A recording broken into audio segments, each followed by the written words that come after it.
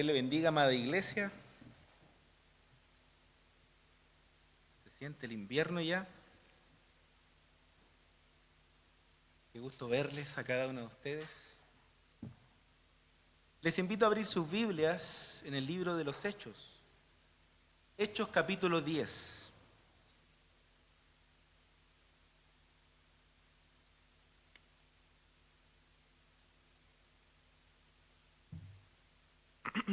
Estamos considerando este capítulo que es interesantísimo. Es un capítulo clave en la transición del libro de los Hechos. Hay varios cuadros que podemos encontrar en este capítulo 10. Los primeros versículos que expuso, ¿cierto?, el pastor Cristian el domingo pasado. Y hoy estaremos viendo los últimos versículos de este capítulo. Vamos a avanzar desde el 34. El pastor Cristian llegó hasta el 36. Yo voy a tomar dos versículos antes y hasta el final, hasta el 48. Y como hemos visto en estos primeros versículos del capítulo 10, hemos visto cómo el Espíritu Santo ha preparado al pecador, que era Cornelio, ¿cierto? Un hombre gentil, que está en búsqueda, un hombre que tiene hambre de la palabra del Señor. Y Dios le muestra a este hombre, a Cornelio, a través de una visión que claramente Dios está escuchando sus oraciones. Dios le muestra esta visión a Cornelio y a través de la visión le muestra que él sí lo escucha sus oraciones.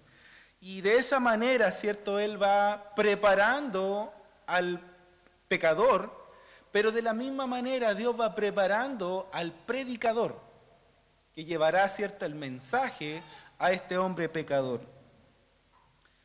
Así fue como Dios preparó a Pedro, de una manera bastante similar a como preparó a Cornelio.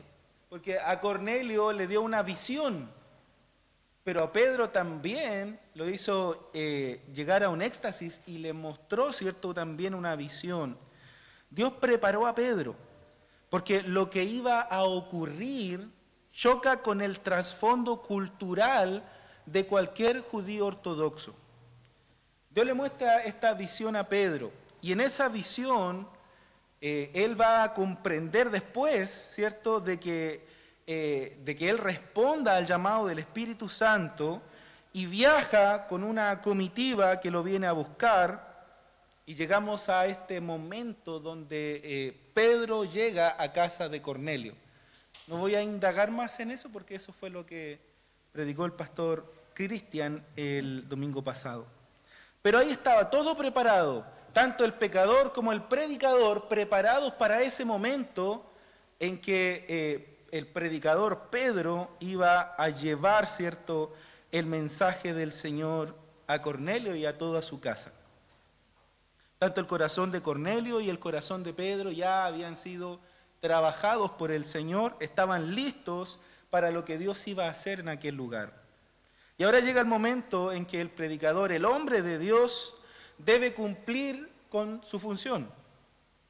Es interesante lo que Pablo le dice a Timoteo en su carta cuando le dice: predica a tiempo y fuera de tiempo. Esa es la tarea del predicador, esa es la tarea de todos los creyentes también.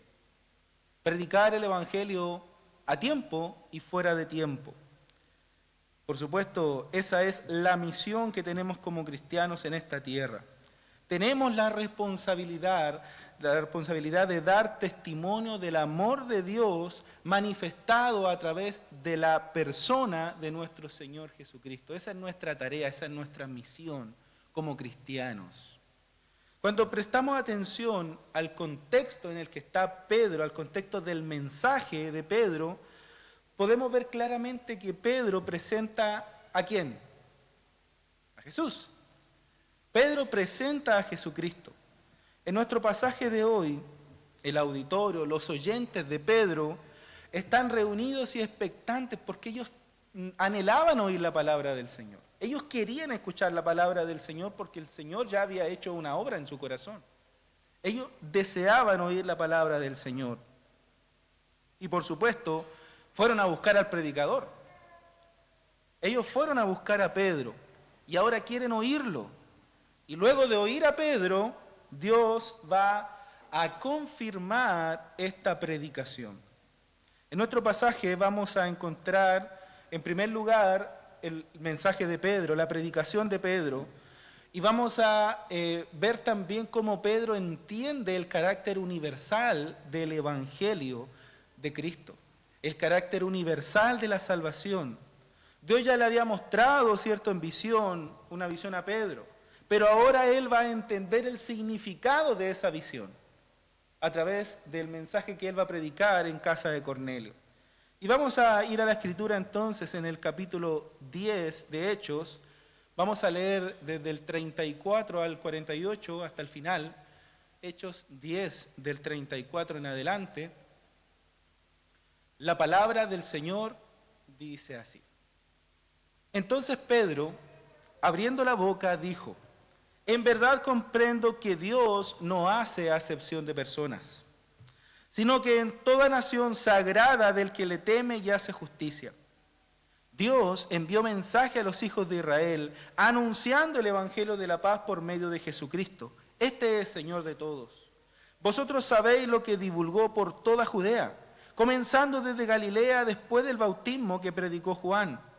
Cómo Dios ungió con el Espíritu Santo y con poder a Jesús de Nazaret, y cómo éste anduvo haciendo bienes y sanando a todos los oprimidos por el diablo, porque Dios estaba con él.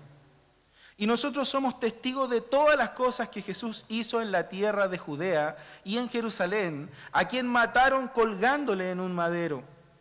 A este levantó Dios al tercer día e hizo que se manifestase, no a todo el pueblo, sino a los testigos que Dios había ordenado de antemano, a nosotros que comimos y bebimos con él después que resucitó de los muertos. Y nos mandó que predicásemos al pueblo y testificásemos que él es el que Dios ha puesto por juez de vivos y muertos.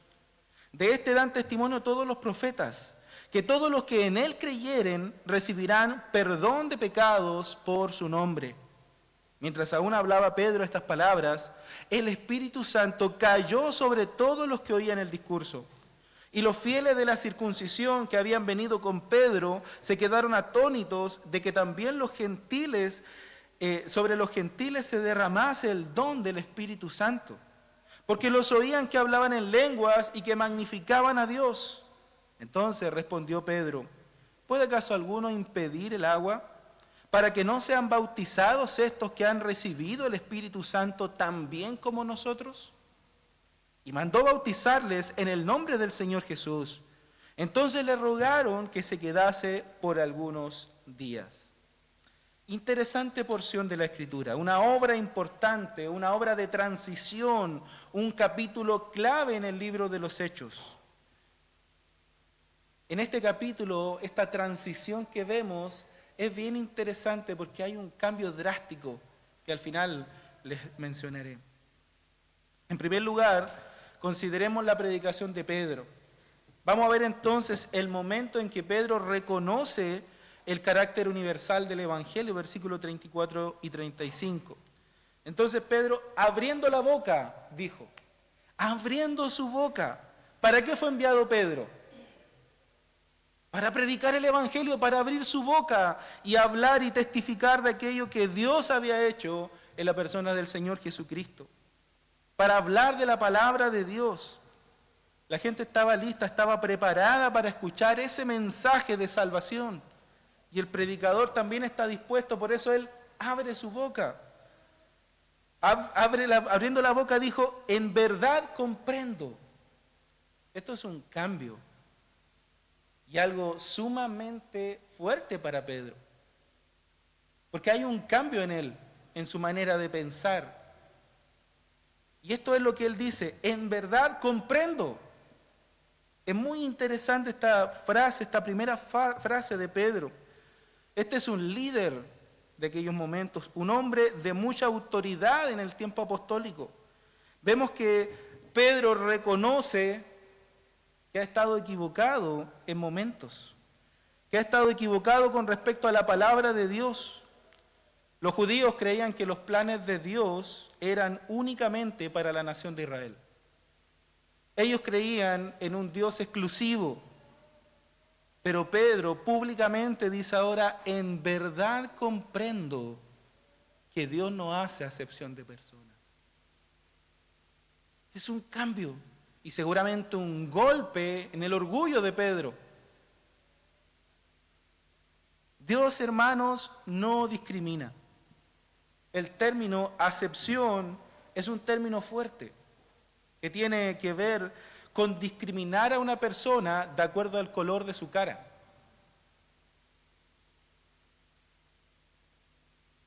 Y Pedro está diciendo, Dios no hace acepción de personas.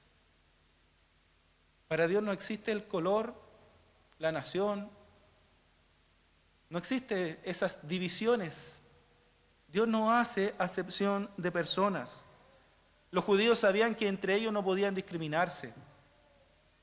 No podían discriminarse entre ellos, pero porque era prohibido por Dios.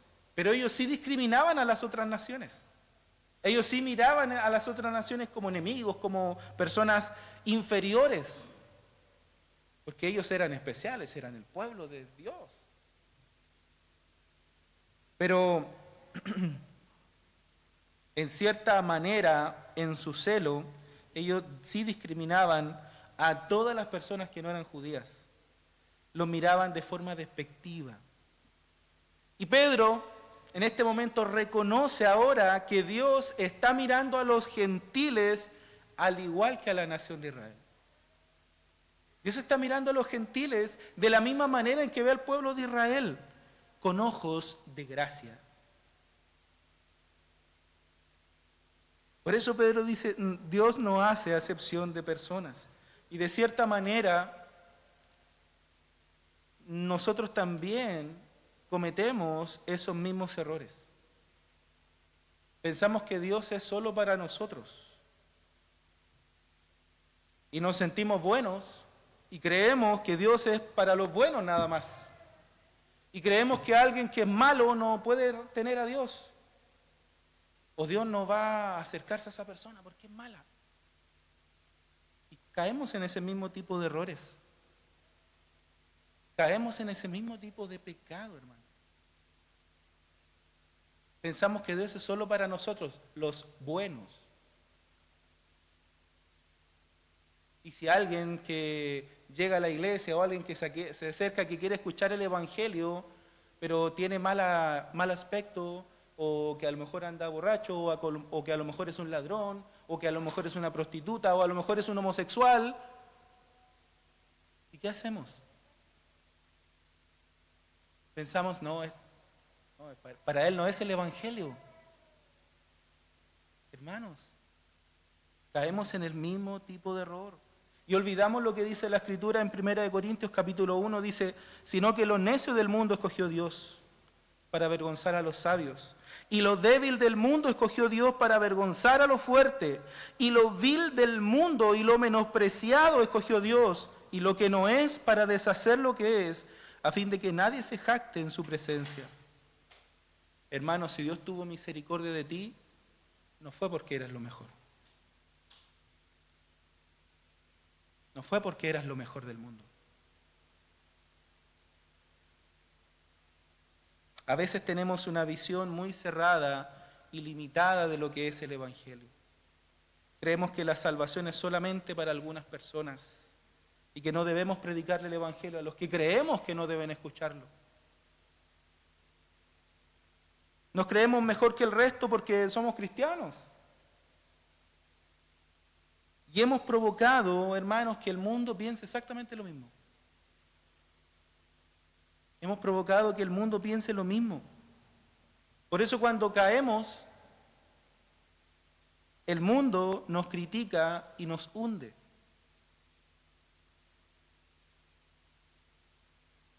Incluso cuando caemos, a veces hasta nuestros hermanos nos juzgan, nos critican. ¿Por qué? Porque pensamos que somos perfectos. Porque pensamos que ya el pecado no es una lucha para nosotros. Porque pensamos que ya somos superiores, que no vamos a caer, que somos perfectos.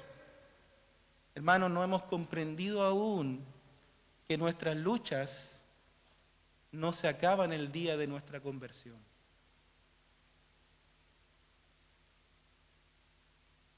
no hemos comprendido que nuestras luchas no se acaban el día de nuestra conversión, sino que siguen.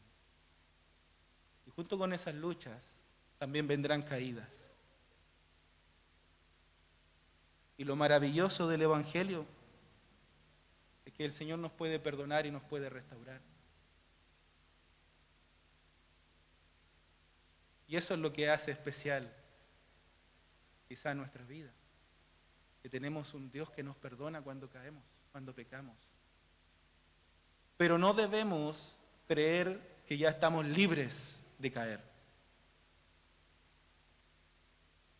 No nos veamos de esa manera. Volvamos a la predicación de Pedro. En primer lugar, observamos esta comprensión que tiene Pedro. Dios no solo se reveló a los judíos, sino que ahora Dios tiene el propósito de alcanzar a toda la humanidad. No solo a los judíos, a la nación de Israel, sino a todos.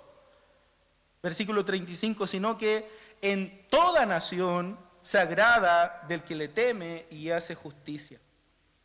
En otras palabras, en todo el mundo, sea judío, sea gentil, Dios se agrada del que le teme y hace justicia. Es interesante. En la antigüedad, Dios le había mandado a Israel que hiciera misericordia, justicia y que fuera fiel delante de él. Eso lo dice Miqueas. Pero ahora Pedro comprende que Dios está mirando también con ojos de gracia al mundo gentil y que Dios también se agrada de aquel gentil que le teme. Dios también se agrada de ese gentil que le teme. Recuerde usted que el temor a Dios es el principio de sabiduría, dice el libro de los Salmos. Es el principio de la sabiduría. Cuando hay una persona que teme a Dios, esa persona buscará hacer la voluntad de Dios y buscará agradarle en lo que hace. Eso es ser sabio, ¿cierto? El hombre de Dios, cuando es convencido por el Espíritu Santo, reconoce su falta y también enmienda la situación que ha provocado. Pedro reconoce públicamente que él ha tenido una visión muy limitada acerca del Dios de Israel. Y él reconoce que había estado equivocado, reconoce que Dios no discrimina porque Dios no hace acepción de personas. Ese cambio en Pedro no pudo ser posible sino a través de la visión que Dios le había dado a Pedro en los versículos anteriores. Usted recuerda lo que habló el pastor Cristian el domingo pasado cuando Pedro ve esta visión y Dios lo manda, mata y come, y él le dice, no, mis labios no han probado cosa inmunda. La visión es traída ahora en este episodio cuando Pedro le está predicando a Cornelio y a su casa. Dios le estaba diciendo, ve y predica a los gentiles. Y la respuesta de Pedro en la visión fue, yo no comparto con esas personas inmundas. Y esa visión ahora está teniendo el significado que hace despertar a Pedro y que le hace reconocer esto. En pocas palabras, Pedro le decía, nunca me he relacionado con ellos, pero ahora Dios le está mostrando que no debe buscar lo que a él le agrada, sino lo que a Dios le agrada. La predicación de Pedro, en primer lugar, muestra la comprensión que tiene Pedro, y en segundo lugar, muestra la comisión divina. Versículo del 36 al 43. Primero, Pedro tiene que comprender, pero ahora él va a presentar a aquel que es comisionado, a quien Dios decidió enviar. ¿De quién nos va a hablar Pedro entonces? Versículo 36. De la persona de Jesucristo, del que Dios comisionó, del que Dios envió. Dice, Dios envió mensaje a los hijos de Israel, anunciando el evangelio de la paz por medio de Jesucristo. ¿Y aquí empieza el mensaje de Pedro? La predicación del evangelio. La persona de la comisión divina que es Jesucristo. Este es el centro del mensaje que Pedro predica. El amor de Dios puesto en acción. Romanos 5:8 dice que más Dios muestra su amor para con nosotros, en que siendo aún pecadores, Cristo murió por nosotros. Ese es el corazón del Evangelio. Y el versículo más conocido de la Biblia claramente nos muestra que la decisión de Dios por amor fue enviar a su Hijo unigénito. Esa fue la decisión de amor de Dios. Y es por eso que Pedro dice que Dios envió mensaje a los hijos de Israel. ¿Por qué a los hijos de Israel? Si estamos hablando de este mensaje a los gentiles. Bueno, porque Juan 1:11 dice, a los suyos vino. ¿A quién envió el mensaje primero? A Israel. A los judíos. A los judíos le hizo llegar este mensaje, el evangelio de la paz, por medio de Jesucristo. Es interesante lo que Pablo dice también a los Efesios en el capítulo 2, versículo 17. Dice, y vino y anunció las buenas nuevas de paz a vosotros que estabais lejos y a los que estaban cerca.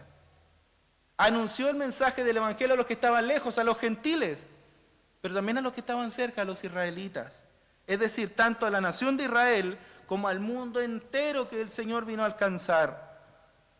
En su primera misión a los discípulos, el Señor les dijo en Mateo 10, dice, no vayan a los samaritanos ni a los gentiles, solo a las ovejas perdidas de la casa de Israel. Pero en el capítulo siguiente, en Mateo 11, 28, Jesús les dice, venid a mí todos. ¿Quiénes todos? En el capítulo 10, Jesús dice que tiene un rebaño, pero que también hay otros rebaños con otras ovejas que tienen que participar también del rebaño del Señor Jesús. Entonces, ¿quiénes son los otros? El mundo gentil, todos los que no eran israelitas. Versículo 36 dice, Dios envió mensaje a los hijos de Israel anunciando el evangelio de la paz por medio de Jesucristo. Este es Señor de todos. Este es Señor de todos. Esto es interesante, hermanos, porque lo que le da autoridad a la obra de nuestro Señor Jesús no es solamente lo que Él hizo en la cruz. Lo que le da autoridad al Señor Jesús no es solamente lo que Él hizo en la cruz, sino quién es. Sino quién es Él. Pero dice que Jesús es el Señor de todos, es el soberano de todos. En pocas palabras, el Dios hecho hombre.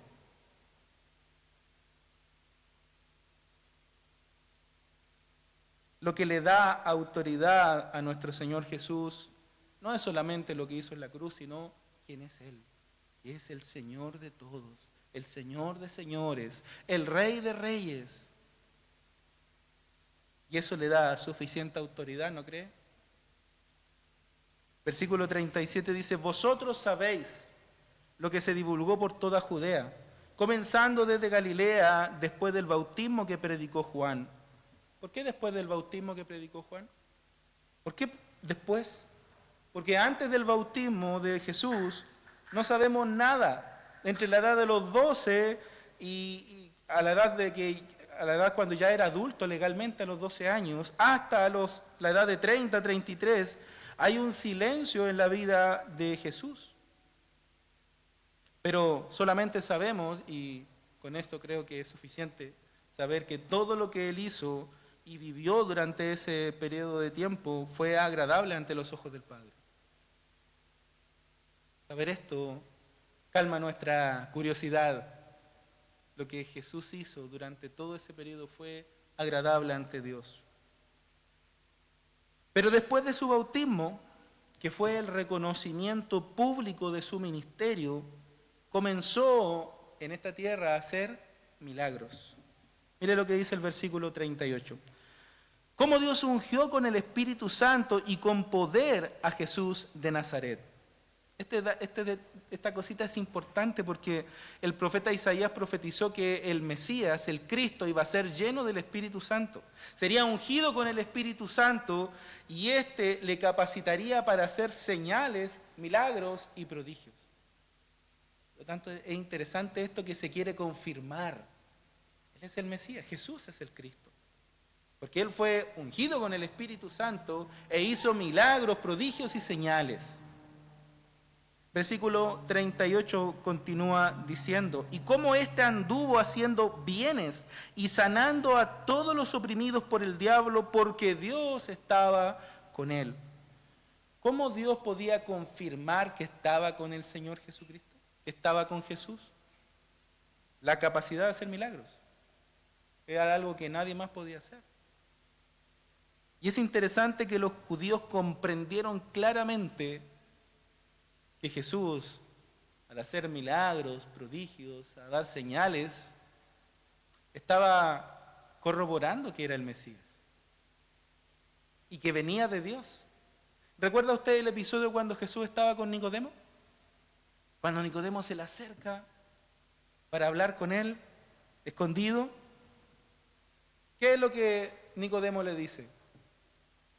Sabemos que has venido de Dios. ¿Por qué? Porque nadie puede hacer las cosas que tú haces si no está Dios con él. Ellos sabían que Jesús era un enviado de Dios. De otra forma, entonces, ¿cómo podía hacer todos estos milagros? ¿Cómo podía hacer todas estas señales? En los versículos siguientes, hasta el 41, vemos el propósito de su venida. ¿Cuál es? Versículo 39, y nosotros somos testigos de todas las cosas que Jesús hizo en la tierra de Judea y en Jerusalén, a quien mataron colgándole en un madero. Es decir, Jesús hizo el bien, ayudó a los necesitados, les dio de comer, sanó enfermos y liberó a los oprimidos. Vino a su pueblo y nosotros vimos cómo le trataron.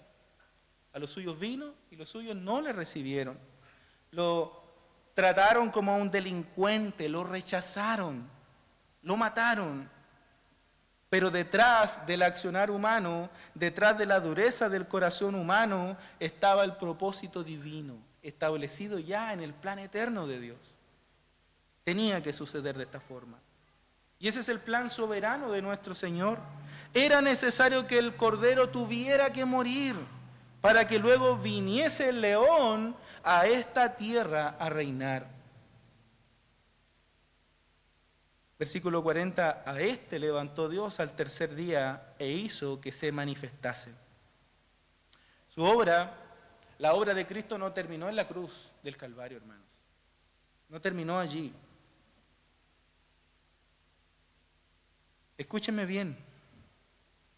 Presentar el Evangelio no es dejar a Cristo colgado en la cruz. No es mostrar a Cristo crucificado. Eso es confuso. Hay una religión que presenta a Cristo solamente colgado en la cruz. Pero ¿saben cuál es el verdadero Evangelio? 1 Corintios 15 dice, porque primeramente os he enseñado, dice Pablo, lo que asimismo escribí, que Cristo murió por nuestros pecados conforme a las Escrituras y que fue sepultado y que resucitó al tercer día conforme a las Escrituras. Hermanos, ese es el Evangelio, que Cristo murió por nuestros pecados, fue sepultado, pero gloria a Dios, que al tercer día se levantó, mostrando así su victoria sobre el pecado y sobre la muerte. Según Gálatas 1:8, dice que quien presenta otro evangelio y quien hace eso es anatema. El versículo 41 de Hechos 10 dice, no a todo el pueblo, sino a los testigos que Dios había ordenado de antemano, a nosotros que comimos y bebimos con Él después que resucitó de los muertos. Estas son las evidencias de la resurrección de Cristo. Recuerde que Lucas le está escribiendo a un gentil llamado Teófilo. Y en el capítulo 1, verso 3, ya le había dicho que Jesús se había presentado vivo con pruebas indubitables. Es decir, que Lucas como médico ya ha certificado que la resurrección de Cristo es real. Pero aquí Pedro vuelve a mencionarlo. Vuelve a decir que sí resucitó y que se le apareció a todos. A todos aquellos a quienes Dios en su plan soberano había determinado. Ahora, ¿por qué es importante que hubieran testigos de la resurrección? Porque la resurrección es el sello del triunfo del crucificado. Es el sello del triunfo de Jesucristo sobre el pecado y sus consecuencias. En Juan 14:19, Jesús le dice a sus discípulos, porque vivo yo, vosotros también viviréis. Si Cristo no hubiese resucitado, esas palabras no habrían tenido ningún significado. Pero Cristo dice, si vivo yo, entonces ustedes también vivirán. Y Cristo vive, porque Él venció la muerte, resucitó al tercer día. Y por lo tanto Pedro dice que el Señor ha resucitado. Es interesante el discurso de Pedro, porque si lo comparamos con el discurso que Pedro pronunció en Hechos capítulo 2, al principio de este libro, en esencia es el mismo mensaje. Usted va a Hechos 2 y busca el discurso de Pedro y ve el discurso de Pedro aquí en Hechos 10, va a ver que la esencia de este mensaje es exactamente la misma. Es exactamente lo mismo, pero con otras palabras. Pedro predica exactamente lo mismo. ¿Sabe cuánto tiempo pasó de Hechos 2 a Hechos 10? Alrededor de 10 a 15 años. Y Pedro seguía predicando el mismo mensaje. Y el mensaje seguía teniendo el mismo poder de hace 15 años atrás. Exactamente el mismo poder. Dice Hechos 2, versículo del 22 al 24. Varones israelitas, y le invito a que se quede en Hechos 10 y lea el discurso de Pedro y vaya en su mente analizando estas similitudes que presenta este mensaje. Varones israelitas, oíd estas palabras. Jesús Nazareno, varón aprobado por Dios entre vosotros con las maravillas, prodigios y señales que Dios hizo entre vosotros por medio de él, como vosotros mismos sabéis. A este, entregado por el determinado consejo y anticipado conocimiento de Dios, prendisteis y matasteis por manos de inicuos, crucificándole, al cual Dios levantó, sueltos los dolores de la muerte, por cuanto era imposible que fuese retenido por ella. Hermanos, es el mismo mensaje, el mismo contenido, el mismo propósito es el que predica Pedro. Ahora, el mensaje es el mismo, pero los oyentes no son los mismos. En Hechos 2, Pedro le estaba predicando a judíos. Pero aquí en Hechos 10, Pedro le está predicando a gentiles. Esa es la única diferencia. Es la única diferencia. Primero eran los judíos en Jerusalén, pero ahora son los gentiles en casa de Cornelio, en Cesarea. Pero Pedro predica el mismo evangelio, el mismo mensaje, ese evangelio de Jesucristo. El versículo 42 dice, y nos mandó que predicásemos al pueblo y testificásemos que Él es el que Dios ha puesto por juez de vivos y muertos. Primero fueron enviados a los judíos a predicar y testificar a quien Dios ha puesto por juez de vivos y muertos. Todo hombre debe saber que un día tiene que dar cuentas. Ese Dios que creó el universo y estableció leyes físicas, así como puso límites en su creación, también estableció que un día toda la humanidad tendrá que rendirle cuentas. Todos estaremos allí, pero para los salvados hay esperanza. Versículo 43. De este dan testimonio todos los profetas, que todos los que en él creyeren recibirán perdón de pecados por su nombre.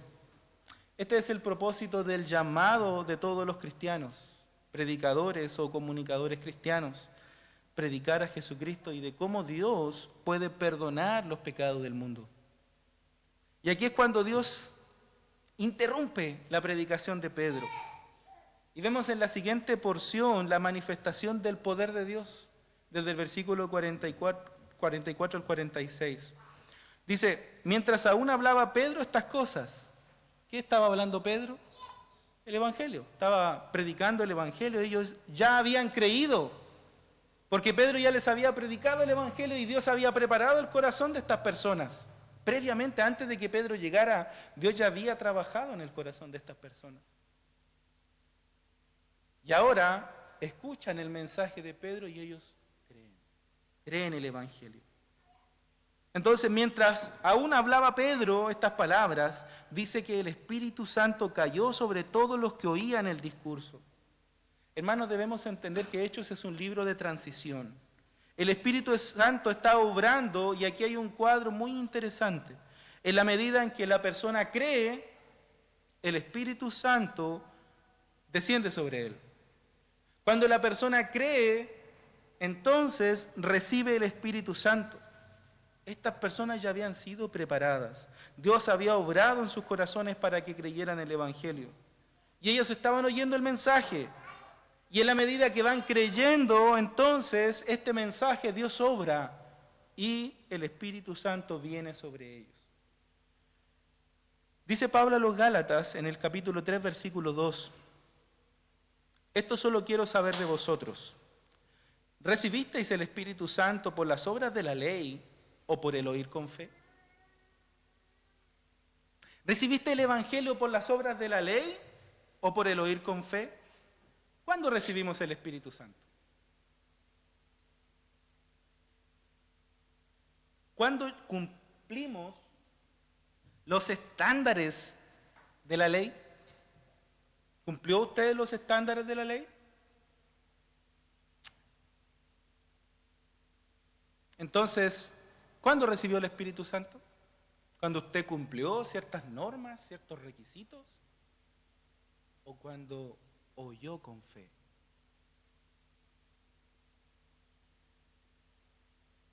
Recibimos al Espíritu Santo al oír con fe, dice Pablo, por el oír con fe. Recibimos al Espíritu Santo cuando oímos el mensaje del Evangelio con fe, esa fe que es depositada en nosotros por obra de Dios, como un don de Dios, tal como dice Efesios 2:8. Dios prepara nuestros corazones para que cuando escuchemos el Evangelio, Él deposita esa fe en nosotros e inmediatamente recibimos el Espíritu Santo. Inmediatamente cuando oímos con fe, cuando hemos creído en el Evangelio, por obra, por supuesto, de Dios, porque Efesios dice que Dios es el que pone en nosotros la fe. Así que usted no puede creer, no va a creer si Dios primero no pone en su corazón la fe. Dios pone fe en nosotros y con esa fe creemos y entonces viene el Espíritu Santo a nosotros. Dice el versículo 45, y los fieles de la circuncisión que habían venido con Pedro se quedaron atónitos de que también sobre los gentiles se derramase el don del Espíritu Santo. Estos 6 varones judíos que habían venido con Pedro como testigos quedaron atónitos, asombrados, perplejos de ver que también los gentiles habían sido llenados del Espíritu Santo. Y vino sobre ellos de la misma manera en que había venido a ellos en Pentecostés. Exactamente de la misma manera como habían experimentado allí en el aposento alto en Pentecostés, había venido ahora sobre estos gentiles.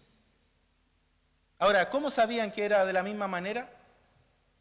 Versículo 46, porque los oían hablar en lenguas y que magnificaban a Dios. Estos judíos vieron las mismas señales que habían visto hace 15 años atrás. Hermanos, aclarar, no era la norma que recibiendo al Espíritu Santo tuvieran que hablar en lenguas. Y quiero defenderme en las mismas palabras que pronuncian estos varones, estos testigos, a Pedro. Y que Pedro responde en el capítulo 11, que veremos el próximo domingo. Porque el asombro era que habían recibido al Espíritu Santo y habían hablado en lenguas de la misma manera que habían experimentado ellos en Pentecostés hace 15 años. Por lo tanto, entendemos que no todos los que se convertían y recibían al Espíritu Santo hablaban en lenguas, porque si no, no habría tenido ningún asombro estos hombres. Habrían dicho, hablaron en lengua, como siempre cuando se convierten. Pero ese no fue lo que a ellos les llamó la atención. Lo que fue asombroso para ellos es que había sucedido igual que a ellos hace 15 años atrás.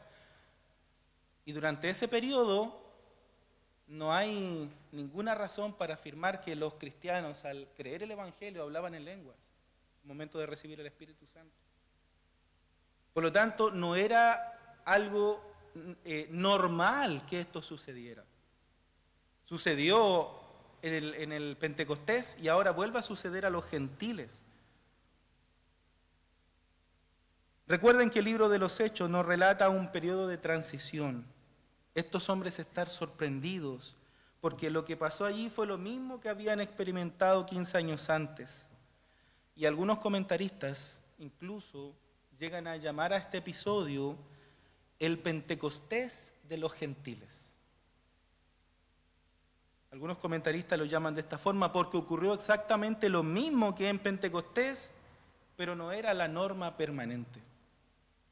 Sucedió con los judíos y sucedió 15 años después con los gentiles. Pero no era algo permanente. No era que tenía que ser de esta manera.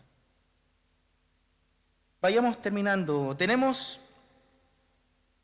Hemos visto la predicación de Pedro, hemos visto el poder de Dios y esta porción es clave. Porque Pedro entiende que a través de la obra del Espíritu Santo, tanto judíos como gentiles vienen a ser parte de un solo cuerpo. Versículo 47. Entonces respondió Pedro, ¿puede acaso impedir el agua para que no sean bautizados estos que han recibido el Espíritu Santo también como nosotros? Es decir, los judíos, los gentiles oyeron el mensaje, creen el mensaje, el Espíritu Santo viene sobre ellos y luego no solamente creen el mensaje, sino que también cumplen el mandato. ¿Cuál mandato? Dice que Pedro mandó bautizarles en el nombre del Señor Jesús, versículo 48. Pedro los mandó a bautizarse. ¿Y qué hicieron ellos? Ellos respondieron a través de su identificación pública con Cristo y se bautizaron. Hermano, nuevamente encontramos esta verdad. Hace algunos domingos lo mencioné y nuevamente encontramos esta verdad. Si usted ha creído en el Señor Jesucristo como su Salvador personal, el siguiente paso es ser bautizado. Porque hemos sido salvados por el Señor. Y Él nos mandó a que debíamos bautizarnos como testimonio público de nuestro reconocimiento, de nuestra relación con Él, de nuestra fe. En el principio de la historia, de este relato, de este capítulo, Pedro rechaza a los gentiles, pensando en ellos como inmundos. Pero ahora Pedro está en una casa gentil, comiendo con gentiles. ¿Saben? Para los judíos, comer con alguien era tener comunión. Comer con alguien era tener comunión. Así que quien quiera tener comunión conmigo, soy material dispuesto ahí, me inviten nomás ahí, no hay problema. Y de hecho por eso la Santa Cena representa la comunión no solo con Dios, sino también con nuestros hermanos. Porque para los judíos, comer con alguien era tener comunión estrecha. Y ahora vemos a Pedro comiendo con gentiles, teniendo comunión con gentiles. Ahora, un judío no entraba a la casa de un gentil, pero aquí el Espíritu Santo del Señor ha roto las barreras. De los dos grupos ha hecho solamente uno solo, su cuerpo, que es la iglesia. A partir de este capítulo 10 en adelante, recuerde que dije que algo iba a cambiar. A partir de este capítulo 10 en adelante, Israel sale de la escena. Y Dios comienza a tratar con el mundo, con todo el mundo. Porque Él llama y está llamando, el mensaje del Evangelio es para todos los pecadores, llamándolos al arrepentimiento, porque un día de toda tribu, de toda lengua, de toda nación, se presentarán delante del Cordero de Dios, se postrarán y lo adorarán. Y la única manera es respondiendo al llamado del Evangelio. Dios llama a su vida. Y Dios, en su gran misericordia y amor, responderá a su arrepentimiento, responderá a la fe de su corazón con el perdón de sus pecados, con la salvación para su vida. Solo debe creer y arrepentirse. Y Dios le perdonará. Y Dios le amará. Y Dios le acompañará desde hoy y para siempre. Te invito a ponerse